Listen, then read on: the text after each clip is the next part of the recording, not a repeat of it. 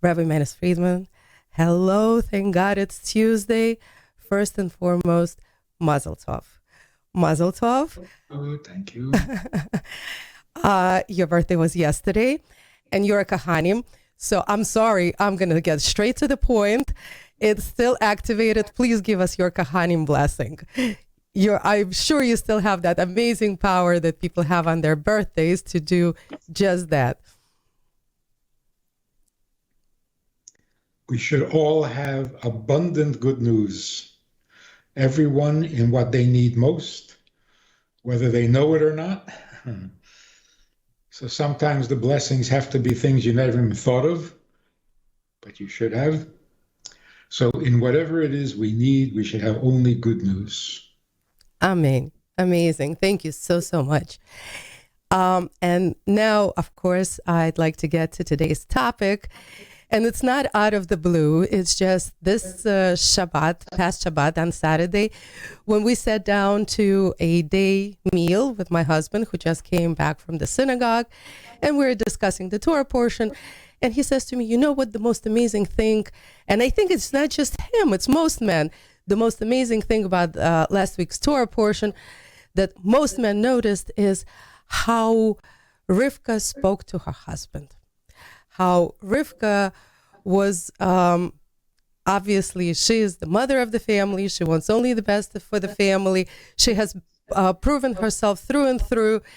And yet, when she wants to have her son go away and marry outside of the place where they live, to Haran, she says it in such a way that this idea comes from her husband, not from her. And my husband found this to be the most impressive thing in the entire Torah portion, and so did the rabbi, and so did most of the men in the synagogue, and I'm sure not just our synagogue, but all synagogues. And the question that I had to ask my husband right there and then, I said, why? Why is it so important? What kind of ego do men have that things like that, you have a devoted wife, you know that she wants the best. And if she has a good idea, fantastic. Why do you need that idea to come from you? Why is it so important? So that would be my question number one. So it seems like men have fragile egos. And of course, we would like to know why, because obviously it's coming from the beginning of times. It's not something we acquired recently, since it's in the Torah way back when. And of course, then I would like to bring everything to our times today with all the gender confusion that we're having today. If men have very fragile egos to begin with, what is happening to their egos in our times when there is really such a confusion?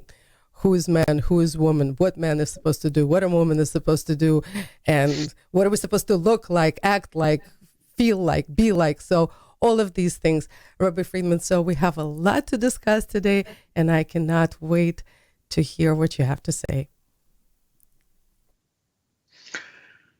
What's the cure for a fragile ego? A compliment? The cure. The cure to a fragile ego is no ego. See, most people say, if you have a fragile ego, you have to build up your ego so that you have a strong ego. You're just exchanging one problem for another. The real solution to a fragile ego is to have no ego. Or less ego, whatever. So the antidote to all ego issues is humility. Too much focus on self will cause problems, because you'll either have an inflated opinion of yourself or a distorted negative image of yourself. So if the self becomes the topic, it's murky. It's not a good topic to get involved with. I am whatever I am. The question is, how much good can I accomplish? So why am I constantly thinking about me? Fragile or not fragile, I should not be the topic all the time. But in that story, let's go back to the story for a moment. It sounds like when I read it, I heard something different. Rivka advises Yaakov to steal the blessings. And he does successfully. But now Esav wants to kill him. So why is Rivka suggesting that he leave town? To find a wife? So she doesn't want to say he's got to get out of town because his brother is going to kill him. So she says, no, he's going to look for a shidduch. He needs to get married, so he should go. Well, why don't you do what Avraham did? Send one of your servants to find him a wife. Why does he have to go? So it seems a little manipulative, no? She doesn't tell her husband that Yaakov is in danger. She finds another reason for him to go to Haran.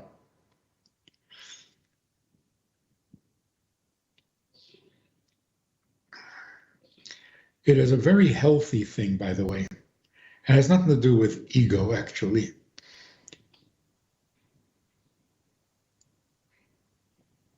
In every system, in every group, in every collective life, if you're living with other people, there's got to be where the buck stops. You can't constantly be debating with two equal opinions and you get nowhere. Like in the presidency, the president has veto power. He has to. Otherwise, nothing will ever get accomplished. Now, it could be that the president is not the smartest guy in the room. It's often the case. But it's too bad. If he's the president, he gets veto power. Because better to come to a decision that is not so good than to no decision at all. So if you don't give the president veto power, you might as well not have a government. Just have a debate team and sit around and debate issues. The husband should be recognized or pointed as the final decision, even if it's not his idea. And that, I think, is the wisdom of Rivka. It's her idea. She knows it's a good idea. She knows it's the right thing to do, but she goes to him for his stamp of approval.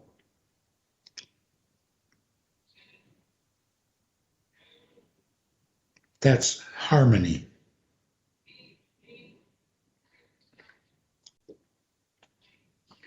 So a president can have brilliant advisors, and almost everything he does is somebody else's opinion.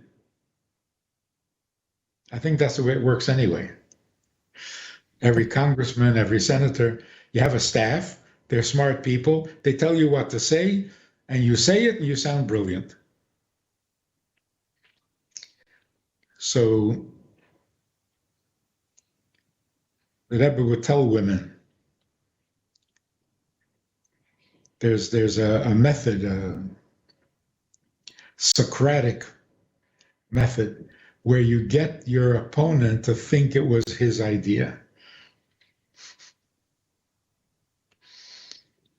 That is the most convincing way of winning an argument.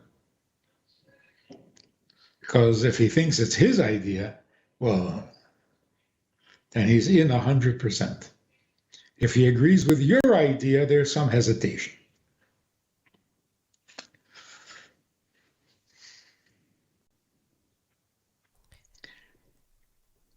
What's happening today is very sad and very painful to watch. And we always worried about losing our Jewish identity. And some people argued that it wouldn't be the worst thing in the world. Why do you have to identify as a Jew? Let's become citizens of the world and merge with other people, assimilate, and just be good human beings. Why do you have to be Jewish? And that's a very logical argument.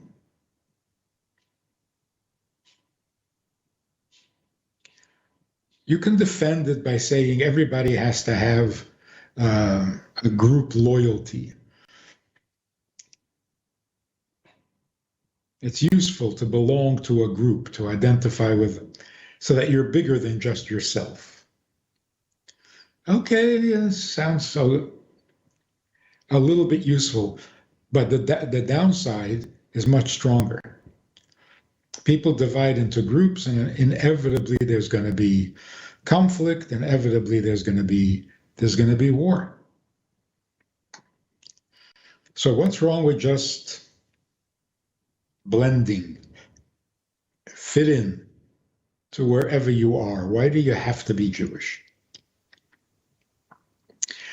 But we found out the hard way, I guess, through experience, we are not choosing to be Jews. Jews are not chosen, they're chosen. We're not doing the choosing. We are chosen.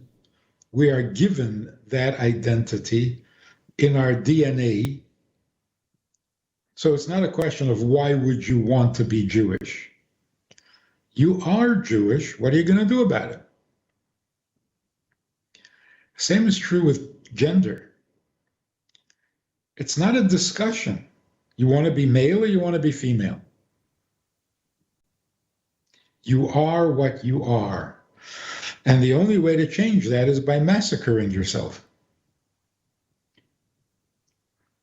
And then who knows what you end up being.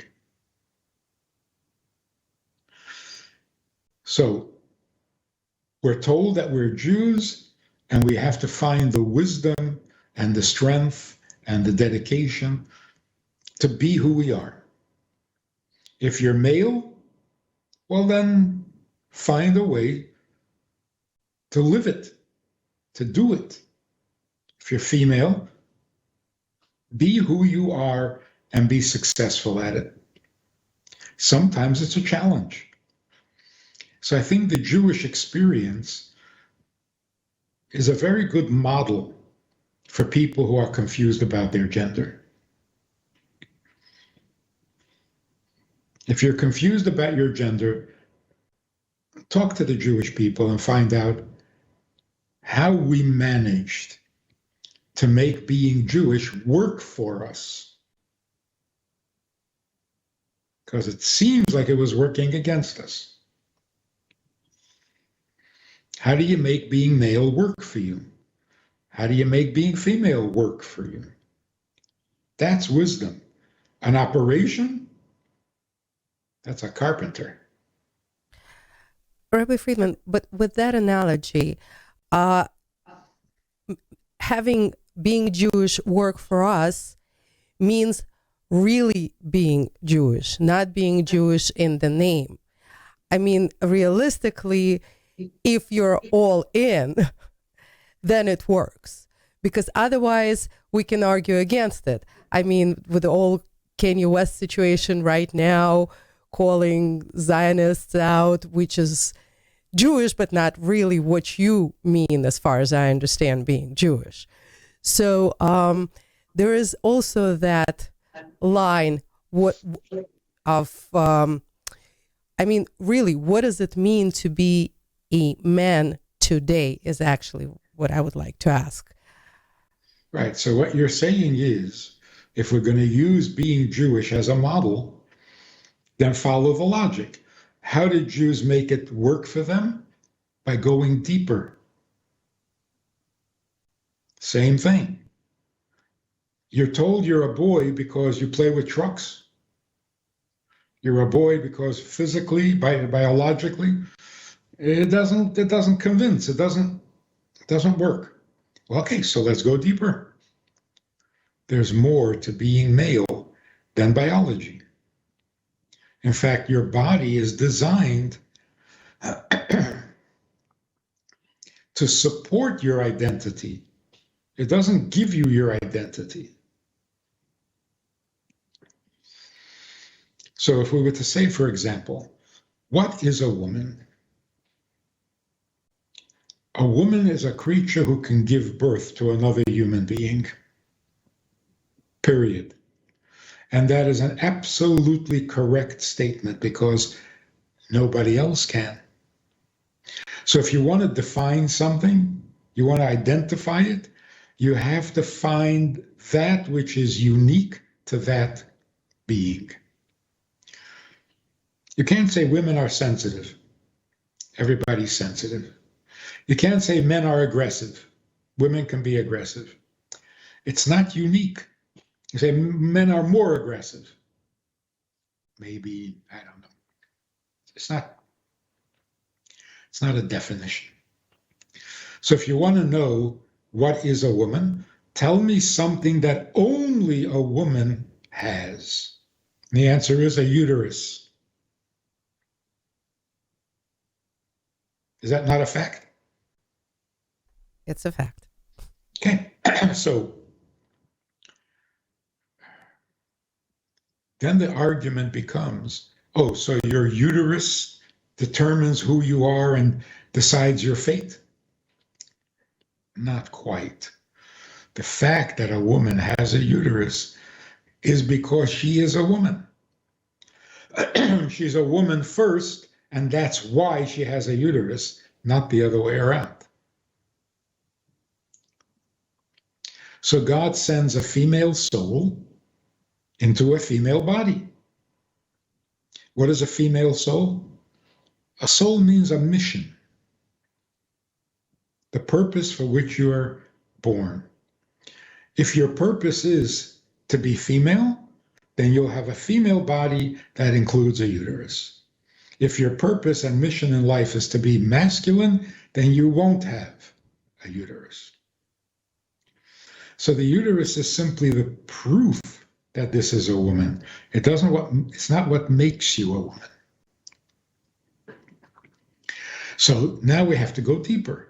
If it's not the uterus, then what is it? So, it's the soul. Well, what's a soul?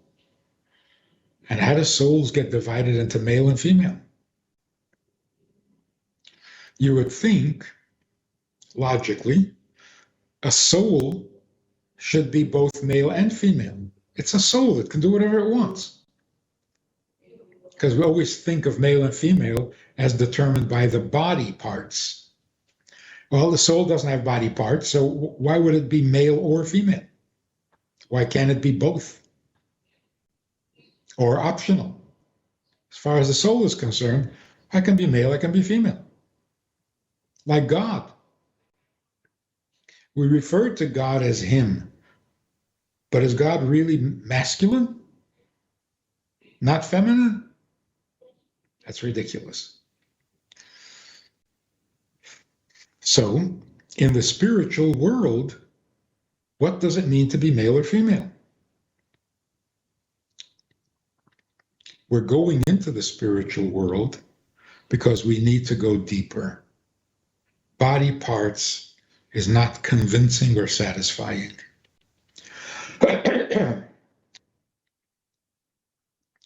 Just like in a relationship, the intimacy between a husband and wife does not come from body parts.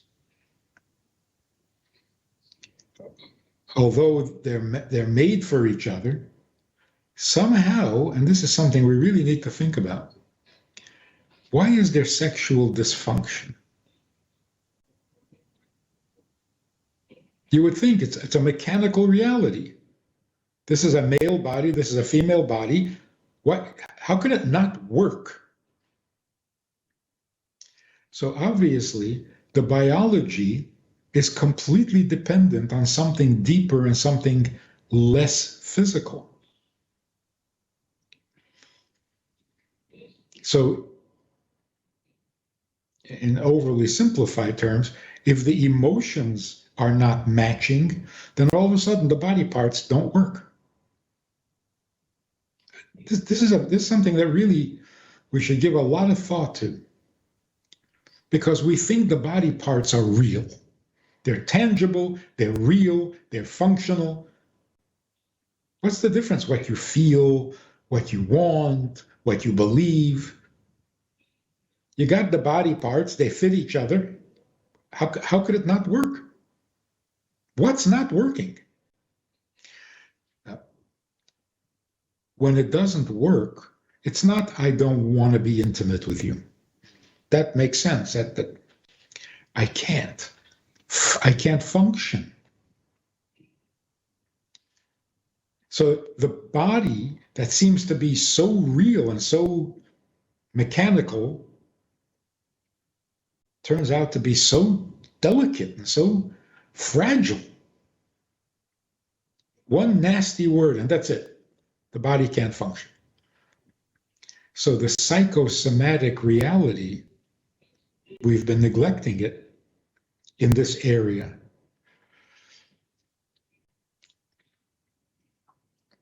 At any rate, what is it that makes us male or female?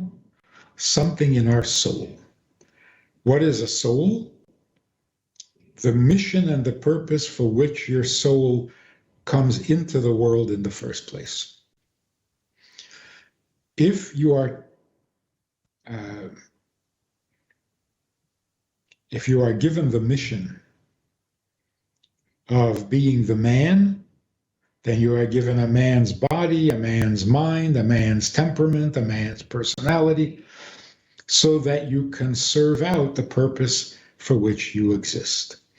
If your purpose and mission was to be a female, then you're given a female body with female sensitivities, with a female psyche, a female mind, so that you're equipped to fulfill the mission for which you were created.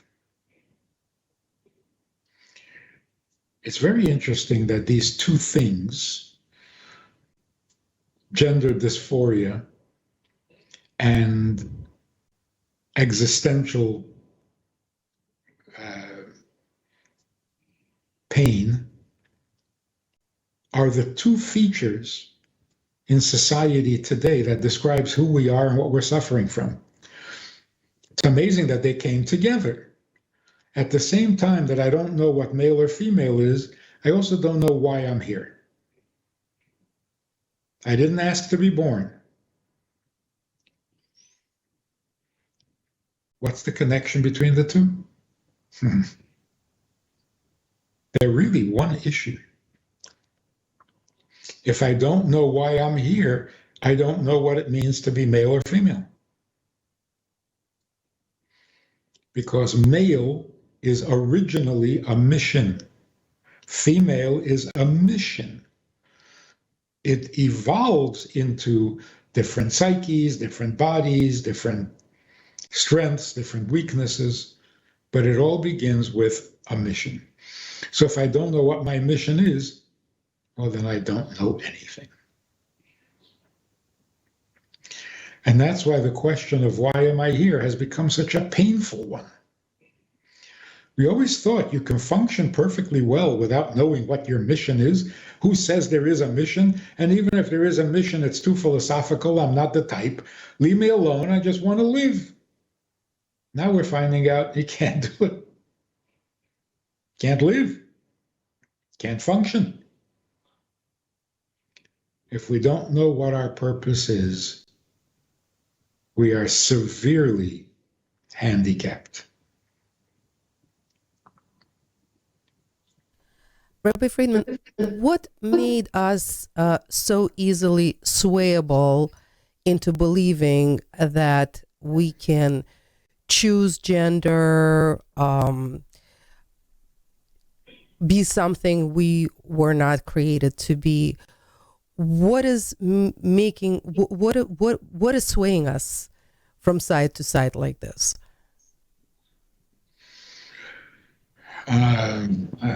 My guess What's the connection between gender and sex? People are now arguing that they're not the same thing. Well, maybe they're not the same thing, but they're certainly connected. I think what's happening in our society is what happened to the ancient Romans. They were highly sexual, promiscuous to the highest degree. Eventually, that becomes boring and deadening. So instead of being heterosexual, which they were fed up with, they decided to go homosexual. They did that for a while until that became boring. Where do you go from there? What happens to a guy who, at a very young age, is heterosexual, very active, and he gets bored, doesn't care anymore, he doesn't want another girlfriend, the thought sickens him? What does he tell himself? I've had too much sex? No, he tells himself, I must be gay. If I'm not enjoying heterosexual sex, I must be homosexual. So he goes there and overdoes it again, overindulges until he's sickened. Now what does he tell himself?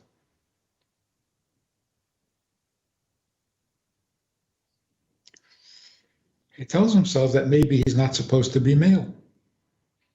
I mean, what else could be wrong? I don't like homosexual. I don't like heterosexual. What is wrong with me? I'm the wrong sex or the wrong gender.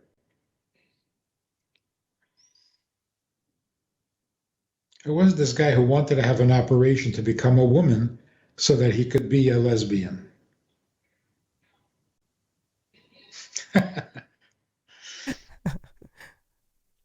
He's attracted to women, but not like a man. He wants to be a woman attracted to women. Anyway, the confusion is very, very painful. But I think what's happening is that sex itself is being lost. People just don't get any satisfaction out of sex. And it's scary. And before they get a chance to talk to anybody about it, they come to certain conclusions in their own mind. And one of the very popular conclusion is, I'm the wrong gender. How else can I explain this? I'm sexless?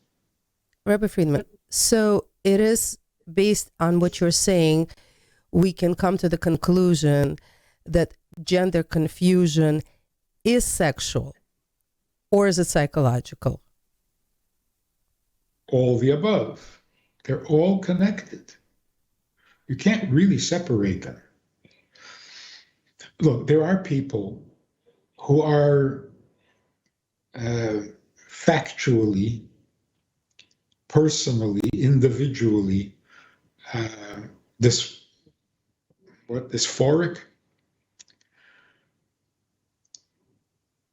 This is a thing that happened all through history. But that's very rare. For trans ideation to become so popular, it can't be that it's organic. Except for those few people, there have always been the popularity of it must be socially induced, culturally induced. Something is causing people to doubt their own gender. What is it? I asked this teenage girl who wants to become a boy. She calls herself trans. I said, why would you want to be a boy? Boys are disgusting. She says, yeah, I know. So why do you want to be a boy? I don't know. So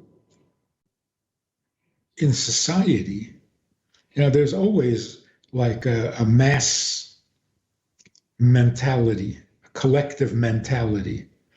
So even if you didn't have that experience where you lost interest in heterosexual and you lost interest in homosexual, and therefore you're kind of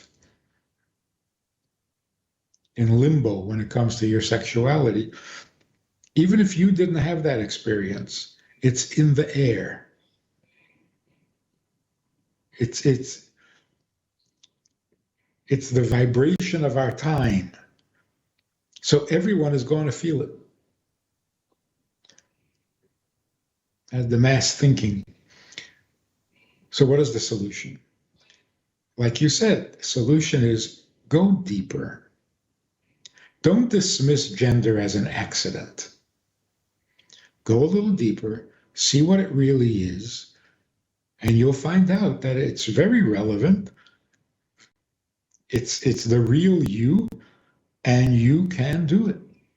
So don't get desperate. Again, there are individuals who have a legitimate problem. Like they say, they feel like a male soul in a female body. Can that happen? I don't understand it. Because if soul means God's mission, God sent you into this world to be a male, and you ended up in a female body. Well, how did God mess up like that? So if it's true that a male soul can go in a female body or a female soul in a male body, who's responsible for this? Where is the damage control or